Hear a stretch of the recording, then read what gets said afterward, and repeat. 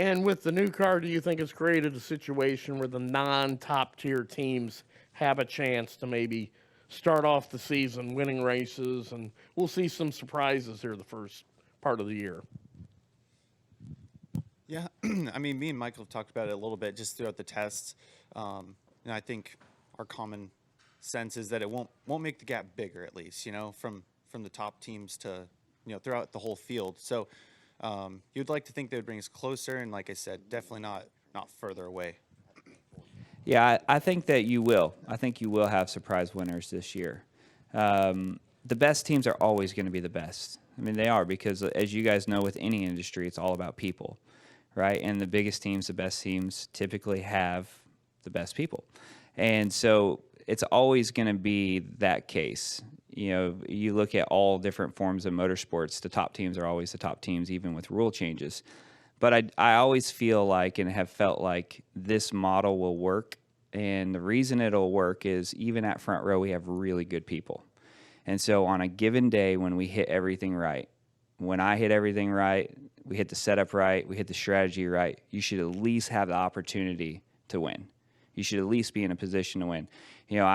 I grew up an open wheel guy, and I love watching IndyCar. And I always get a lot of satisfaction out of seeing like Dale Coyne win races, right? Because he hired a good engineer, he hired a really good driver, and when they hit it right and they get the strategy right and they get set up right, they can win an IndyCar race and they can beat Penske and Ganassi and Andretti and those big teams.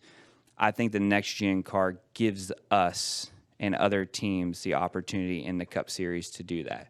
Where when you get it right and you hit everything right, you're going to see guys win races that you don't typically see because a lot of the parts, pieces, and everything are pretty close. Best team are always going to be the best team. There's no doubt about that. And go to Zach, Daniel, and then Kelly.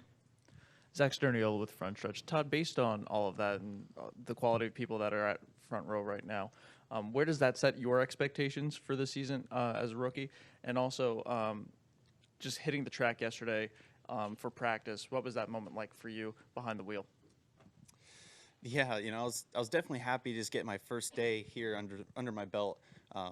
It's kind of nerve-wracking just with not much inventory, and you're in the draft, you're trying to go as fast as you can, but also be really smart about it. But as far as expectations is this year, I mean, it's hard to really set any hard expectations. I'd say for me personally is just not take myself out of learning opportunities. I'd like to be on the track making as many laps as possible this year. I'd say I'm definitely going to have a ton to learn, I'd say, first half of the season. But I'd say second half of the season, I'd like to be, competitive compared to Michael and, from there on out. But I'd still say main goal is just finish as many laps as possible this year. Go to Daniel. Daniel McFadden, FrenchRoach.com for Todd. Can you just take us back to a couple of weeks ago at the Clash? That was obviously your first real competition in the Cup Series. What was that learning experience like for you? And was it good for you to have an exposure to such a big spectacle like that in order to kind of prepare you for what you'll be experiencing this weekend? Yeah, no, I definitely think the Clash was really good for me to kind of just get a whole run through of a weekend. Yeah, and even at the Clash, it's a lot tougher there to manage, practice times and, when you have to be in the car. Just as far as all that stuff, it's a lot more stressful just because of the huge unknowns that, we've never been there before. So, but overall, it was definitely a really good run through with my team. Good practice. After practice, normally you have to sit down and make some hard decisions of what you're going to go for the race. And just to be able to go through all that was really good.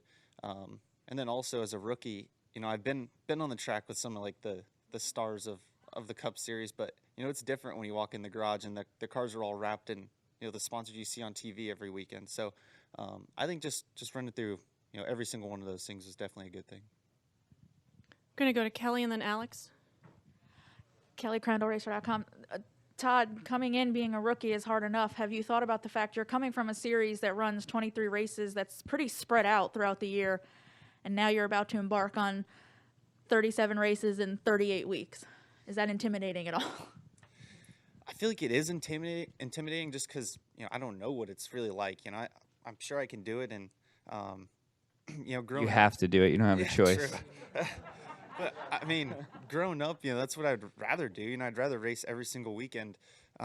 So I'm more excited about it than anything. But it is kind of weird. Normally the trucks come to Daytona and then you have 2 or 3 weeks off. But I'm excited to keep racing. Go to Alex. Thank you. Alexandria with the Charlotte Observer. Kind of similar question for you, Todd, but I've heard people, talk about like, wow, I can't imagine being a rookie this year with this new car. So how do you feel about that, and how comfortable do you feel in this next gen car? Yeah, I'm actually really excited about coming in during the next gen era. I just feel like it kind of puts me at the same level as some of these guys, even learning at the same time as my crew chief, everyone on my crew, to be able to spend an extra hour in the shop, and maybe understand these cars a little bit better than say the next guy or whatever. I think that's a good opportunity for me, especially the preseason testing. I feel like that's something that's kind of been overlooked, but it's been a huge advantage for a rookie this year compared to the 3 or 4 years in the past. I've more laps coming up to the Daytona 500 than I've ever had coming to Daytona before, so I feel more confident in that than anything else. And then, Michael, what advice, I guess, would you give him, sort of having the same amount of time and experience in this new car, but also having the perspective of being in the series for a long time? Yeah, I think that the timing for Todd is perfect, because when we were at the Charlotte test together, he was looking at me like, well, what should I expect? And I have no idea what to expect. I don't know what to expect. I'm as nervous as you are. Even though you have years of experience, this next gen car is completely different than anything we've ever driven before in the Cup Series. So it's a good opportunity for him because he's not starting at such a deficit. Now, is it still going to be hard? Is it still going to be overwhelming? Is he still going to be a rookie? Absolutely. I mean, the Cup Series is very challenging that first year, but it would definitely be worse if he waited till next year, where you take the best drivers and the best teams, you give them a year experience with this car. It's going to be harder for a rookie to make up that deficit, where at least now even though he's at somewhat of a deficit, he's not, completely behind. And like I said, for me, is kind of that same rookie jitters, in preseason testing, because you just don't know what to expect. It's so different than what we've had in the past. So testing was definitely nice, like Todd said, just to be able to, we've had some personnel changes at front row. We had, people move from one team to the other. And so it's good just to get into that rhythm and figure out what you need. Thank you.